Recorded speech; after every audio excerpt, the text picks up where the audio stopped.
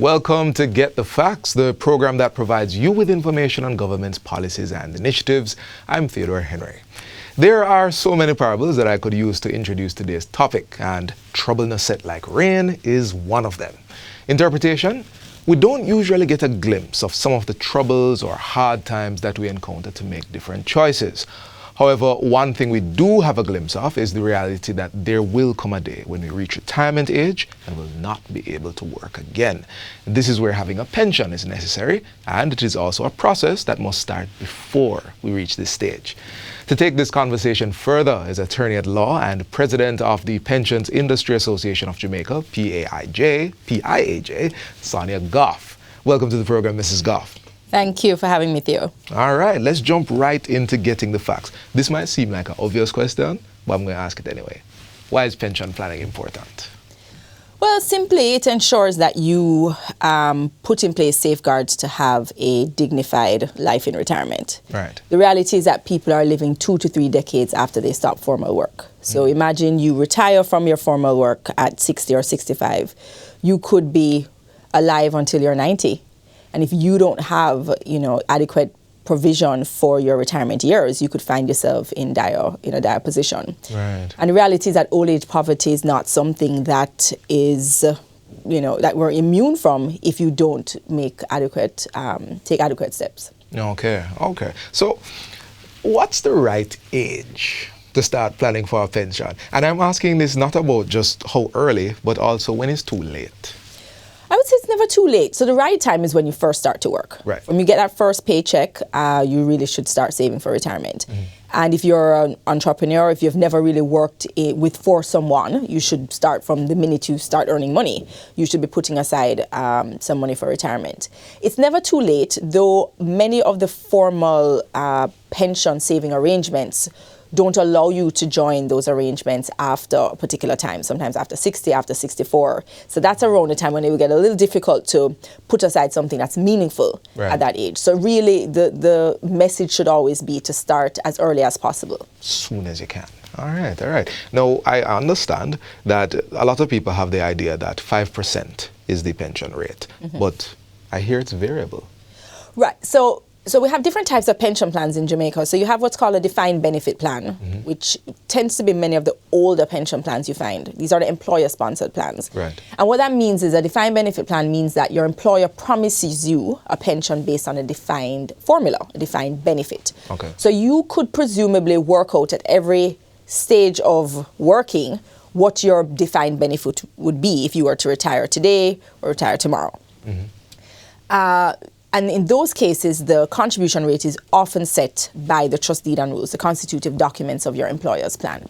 And oftentimes it's an expected rate of 5%. Okay. And then your employer would contribute whatever additional is necessary to meet that defined promise. That so the 5% benefit. or whatever percent is me. Right. So that 5% is you. Right. You can contribute more, up to 10%. I noticed you underlined that. Right.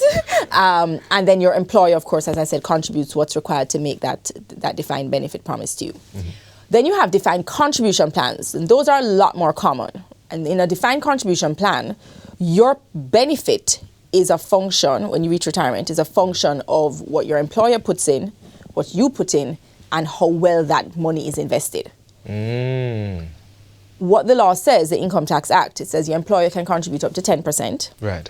You can contribute up to 10%. Maximum 20. But where your employer contributes less than 10, you can contribute the difference. So let us say your employer is contributing 3%. In total, you could contribute at 17 to get to a maximum of 20. Now, if you have, so that's a defined benefit, defined contribution, and then, of course, you have approved retirement schemes, which are by their nature defined contribution plans that are set up for persons who don't work in a formal employee-employer relationship, or where the employer doesn't have a pension plan. They can contribute to these retirement schemes, and those schemes are defined contribution schemes, and you can contribute up to 20% to those schemes as well. That was going to be my next question, because you brought up entrepreneurs. It's easy to run my business, make some money, pension, think about that the next day. But you're mentioning that there are schemes that you can go in and... Correct. So the retirement schemes, approved retirement schemes, were really set up for that to address that element of the working population. So not everybody's going to be in a formal workplace, and not everybody is going to be with an employer who has a pension plan, because employers are not required by law to set up pension plans. And so if you find that your employer doesn't have a pension plan, or you're not eligible to join the plan, because there are some plans that are set up for, let's say, admin workers, but not factory workers, you know, certain executives don't have pension plans, but the other staff members may have a pension plan. So you may find that your employer has a pension plan, but you're not eligible, or your employer doesn't have a pension plan, or you're just not working with an employer at all. So in any of those circumstances, the retirement schemes that are being offered in the market are options for you. So there's never a situation where someone who is working cannot put aside for a pension. And it's different from your general ordinary savings. And I think that's important for people to understand. A lot of people say, oh, I don't need to save for a pension because I can do it myself, right? But the biggest benefit in saving in a pension or a kind of retirement arrangement is that you get the income tax benefit, i.e. you're able to save before your income is taxed. You save on your gross earnings, not your net. So persons who say, I'm going to just, you know, save with any of the, you know, investment houses out there, that's fine, but you're always doing that after your income is taxed on your net earnings. So that 17% you mentioned takes on a whole different hue now. Exactly. And then the compounding of those investment returns, all of those accretions, those are not taxed either. So you find that you have this compounding effect, which of course increases your pension, pension account, so to speak. Now I want to be clear, it's not that your income will never be taxed. It's really a tax deferred system. And so in that case, there's a tax advantage in that your income isn't taxed now. The returns on your investments aren't taxed. But when you hit retirement, and we have what's called a decumulation event, meaning you're pulling down the pension now, at that point, tax would usually be applied. There are usually some exceptions, but typically you would find that you'd pay tax at that point. This is Get the Facts. You're giving us quite a bit. I'm going to ask you some more. The pension, you retire at 65. You've saved all this time. You live until 90, 100.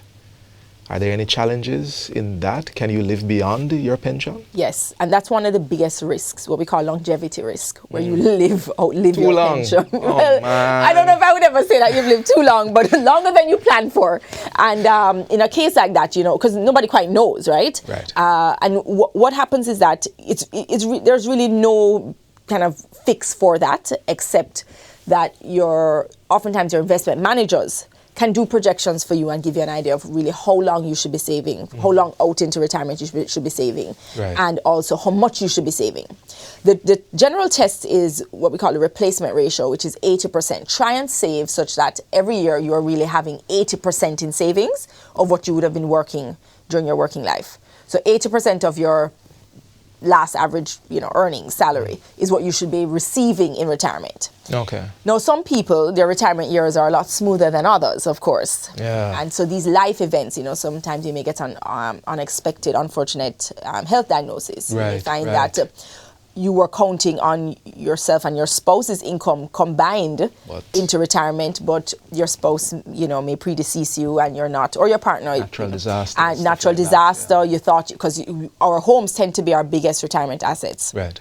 Well, Jamaicans feel very strongly about owning their own homes, and oftentimes that's a big part of your retirement security. But as you said, a natural disaster, that could wipe that out. And we need to be careful as well. Your retirement savings should never be seen as a substitute for insurance. So you're expected, of course, to do all the other things and take the precautions like life insurance, health insurance, property insurance, and manage those risks so that you don't find that your retirement pot, your retirement savings, has to take care of those other things because you didn't put those safeguards in place. This is a portion of your plan. It's not the whole plan. I love that. It's not the whole plan. It's a central part of the plan, but it shouldn't be seen as the whole plan. We're going to get some more of the facts. This conversation is wonderful, but we're going to take a break right now. Please don't go anywhere.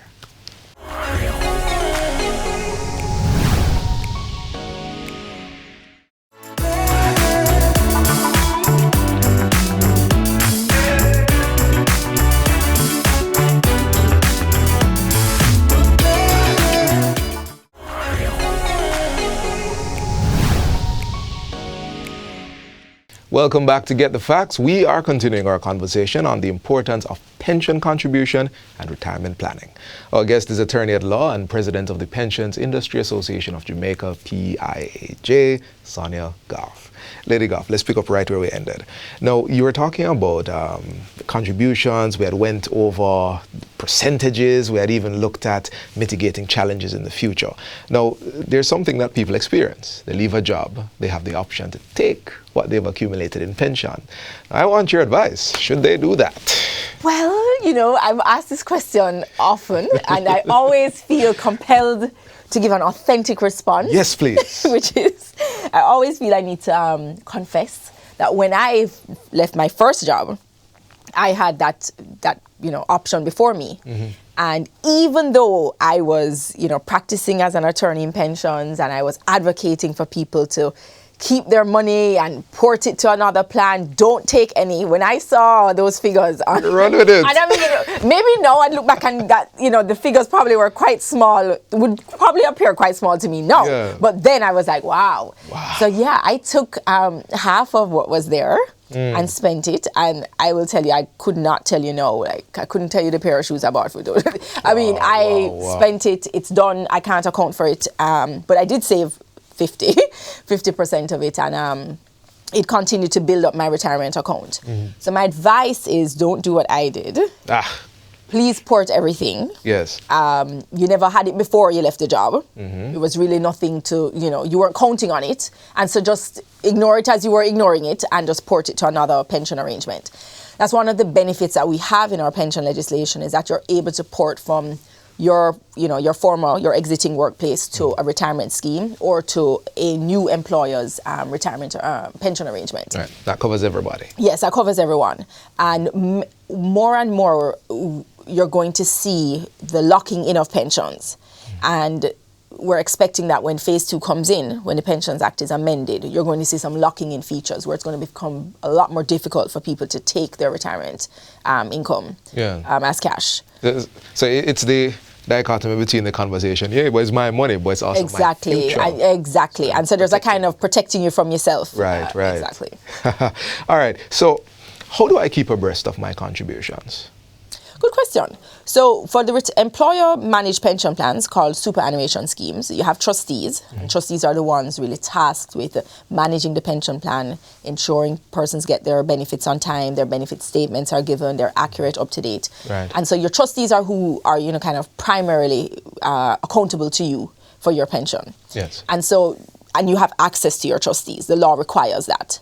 You also have access to your trustees through the typical HR manager. As well, trustees will appoint administrators, and administrators manage things like your benefit statements, the record keeping of the pension plan. Right. And so administrators as well are a port of access to understanding what's happening with your pension. The law requires all pension plans to give members benefit statements throughout the year periodically, and so it's incumbent on you to check your benefit statement to ensure that it's accurate. Right. And so you do have a responsibility where that is concerned to keep abreast of it, to ensure you know what's happening. And when it comes to retirement schemes now, that's a little different because, of course, you still have a board of trustees, but there's no HR department that you can just knock on the door very easily. And so you would contact your, there's usually some kind of contact officer that you can speak to if you have a question about your pension benefit with your retirement scheme. And many of the retirement scheme providers as well have online portals where you can log in and you can see your benefit statement. You can make a query, raise a complaint if there's any concern. But I am curious, though. The trustee would also help me to understand the pension statement, right? So the trustees usually would delegate a responsibility to the administrator. So let me give you an example. Let's say you have, Theodore and Co. You have 20 employees and they're all a part of your pension plan. Right. You would have an administrator, could be any of the investment administrator providers out there, Barita, Proven, VM, they're, NCB, they're out there. And so oftentimes it's the administrator who's the one who's actually dealing with that data. Okay. And if you have questions, you're usually directed to the administrator. I see. Ultimately, though, the trustees cannot divest themselves of these responsibilities. So investment management and administration is fundamentally and ultimately the responsibility of the trustees, though it's delegated. Got you. So you're in pensions, and I'm going to ask you about pensions in Jamaica. What does it look like? Are people doing pensions? So we really do have a retirement security crisis on our hands. Ah. For, I would say, coverage has hovered between 9 and 11% for basically since independence. Out of how much? Out of 100. I mean, we're talking about 9 to 11% of workers in the private sector are in a pension arrangement. So right now we're at 11%, but we've kind of bounced between a 9 and 11%. Wow. So right now we're at 11%. If you include public sector workers who are part of the public sector pension plan, and the latest numbers from the Ministry of Tourism regarding tourism workers who are part of the tourism workers pension plan, that number bounces up to about 18%.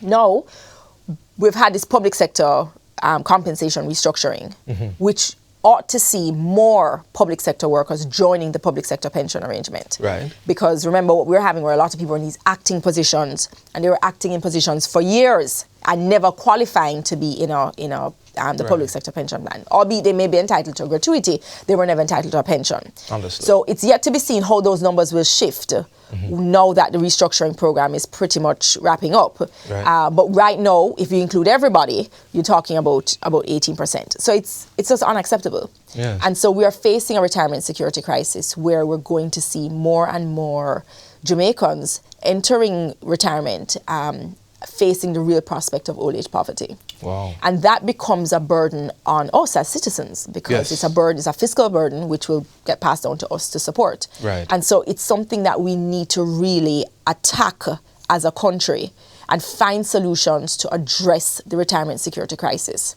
The PIAJ is working on a particular initiative which we speak about often, auto-enrollment. I know the regulator, the Financial Services Commission, is looking at the viability of micro-pensions. And then there are a number of other different... Sorry, you have to define that last one. Okay, so auto-enrollment, let me back up to auto-enrollment, Right. is a proposal of the PIAJ where an employer doesn't have a pension plan. Remember, we spoke earlier that an employer does not Right. have to put in place a pension plan. Right. Where an employer does not have a pension plan, they would be mandated to automatically enroll their employees in a retirement scheme. Ah. So the employer basically takes that first step for you, kind of nudges you. Right. Right now, we have a program where if your employer doesn't have a pension plan, you have to take that step to opt into a retirement scheme. You have to go knocking on the door of Barita, VM, Proven, There's no nudge. Scotia. Yeah. Exactly, you got it, Theo. And so what we're saying is we're proposing that we'll do the nudge for you. The employer has to nudge you into the plan. No, it's not a tax. Okay. It's not mandatory. If you find that you're not inclined to be a part of the retirement scheme, you wish not to, you can opt out. Okay. The key, though, is that people generally opt out because of a present state of affairs. Right now, it's just not convenient to save because there's no Jamaican who doesn't like to save. We're savers. People see the benefit in saving. Okay. And so the proposal sees what's called auto re-enrollment. So periodically, you'll be put back into the retirement scheme. And we want to create as much stickiness as possible to ensure that, maybe 2 years of auto re-enrolling you won't come out on the second or the third time because maybe 2 years from now, it's a better time to save. So that's the auto enrollment.